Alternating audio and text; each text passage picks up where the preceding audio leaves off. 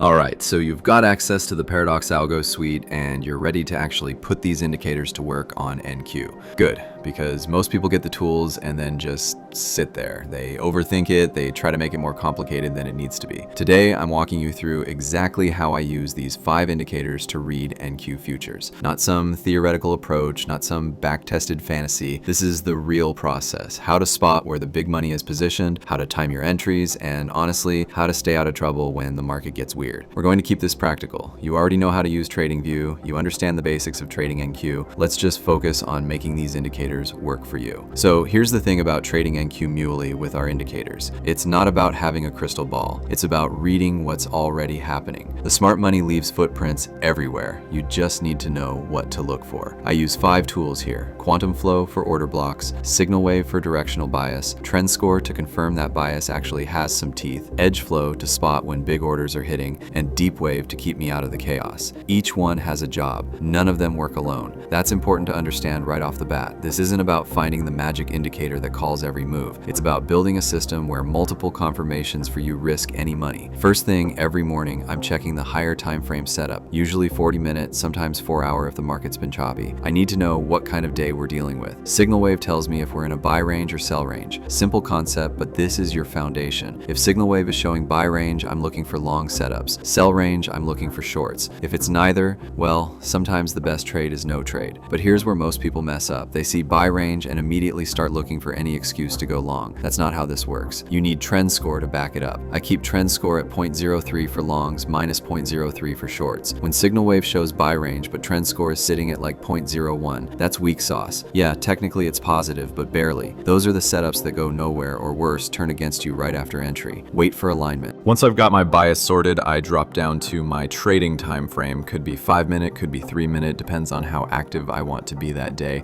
The key is picking one and sticking with it. Quantum Flow is painting these zones all over your chart. These aren't your typical support and resistance lines that everyone and their grandmother is watching. These are actual institutional order blocks, places where the big players have positioned themselves. Think about it. When Goldman or JPM wants to build a position, they don't just market buy everything at once. They set up zones, they accumulate, they distribute. Quantum Flow is showing you where that's happening. For longs, I want to see price come back to these green zones, not bounce off them from 20 points away, actually come back and test them. Same thing with shorts and the red zones. I want to see price actually interact with these levels. Sometimes price will blow right through these levels like they don't exist. That's information too. It means the setup wasn't as strong as it looked or market conditions changed. Don't take it personally, just wait for the next one. This is where edge flow becomes crucial. I could have perfect bias from the higher time frames. Price could be sitting right on a quantum flow level, but without volume confirmation, I'm not interested. When you see those triangles pop up, that's real money moving.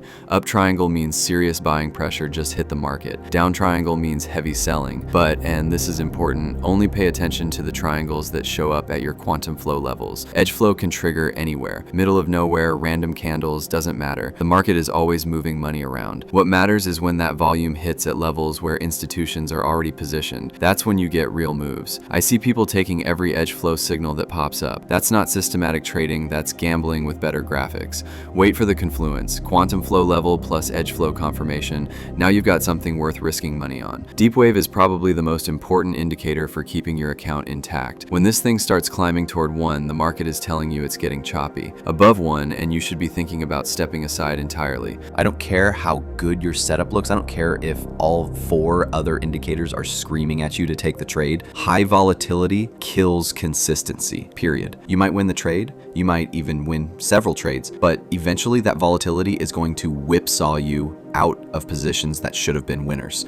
The beautiful thing about NQ is that it's always going to be there tomorrow. Missing one session because deep wave was elevated isn't going to make or break your month, but taking trades in chaotic conditions definitely can break your month. Some of the best trading days I've had started with me sitting on my hands for the first hour because deep wave was telling me to wait. Patience isn't sexy, but it pays. So here's how this actually looks when everything lines up. Higher time frame bias is clear. Let's say signal wave is in buy range, trend score is sitting above 0.03. Good start. I drop to my entry time frame, wait for price to come to a quantum flow support zone. Maybe it takes 5 minutes, maybe it takes an hour, doesn't matter. I'm not chasing price away from these levels. Price hits the zone, I'm watching for edge flow. though. Sometimes it triggers immediately, sometimes price sits there for a few candles before the volume shows up. Either way, when I see that up triangle, I'm checking deep wave one more time to make sure volatility is behaving. Everything looks good, that's an entry. Price immediately starts moving against me, the setup was wrong, and I'm out at my predetermined stop. The system removes most of the guesswork. You're not trying to predict what the market will do, you're reading what it's already doing and positioning accordingly. Here's something nobody talks about. You're not going to trade every day. Some days the indicators just don't line up. Signal wave might be in a neutral zone, or trend score might be weak, or deep wave might be elevated. That's not a failure, that's the system working. I typically run 90-minute sessions. Start at the open, trade until around 11 a.m. Eastern, then I'm done. Some sessions I take 3 trades, some sessions I take 0. Both are fine. The goal isn't to catch every move in NQ. The goal is to catch the moves where you have a real edge. Those 500, 100 tick wins add up faster than you think, especially when you're not giving half of them back on marginal setups. And honestly, this applies to timeframes too. Just because you can trade the 1-minute chart doesn't mean you should. Pick a time frame that matches your temperament and stick with it. Consistency beats optimization every time. Biggest mistake I see, people taking edge flow signals without any other confirmation. These triangles can show up anywhere, but they only matter when they're happening at levels that actually matter. Second biggest mistake, ignoring deep wave because the setup looks too good to pass up. Trust me, I've been there. Perfect quantum flow level, edge flow triggering, bias is clear, but deep wave is flashing warning signs. Take the hint. Third thing, overcomplicating the process. These indicators are designed to work together, but that doesn't mean you need to analyze every single nuance. Higher time frame bias, entry level, volume confirmation, volatility check. That's it.